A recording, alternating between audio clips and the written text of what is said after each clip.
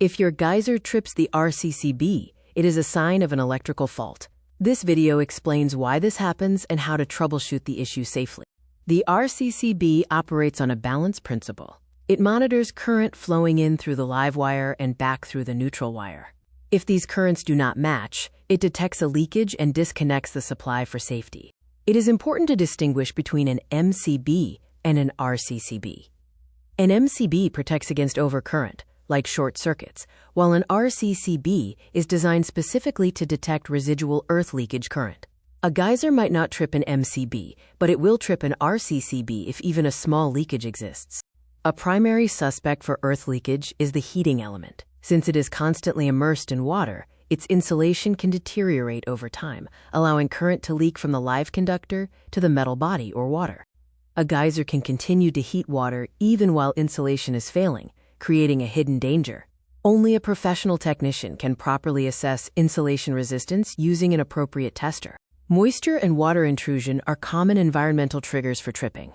If water enters electrical connections or the thermostat, it creates a path for leakage. This often occurs due to high humidity, plumbing issues, or long periods of inactivity.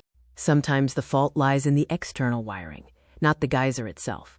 Inspect the distribution board, the isolator switch, and all connecting cables for signs of damage, burning, or moisture infiltration. An incorrect neutral-to-earth connection downstream of the RCCB can also cause tripping. If the return current bypasses the neutral sensing path, the device will interpret the imbalance as a fault. Pay attention to timing.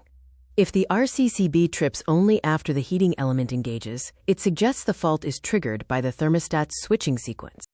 As a user, you should perform only safe checks, such as switching off the geyser and resetting the RCCB.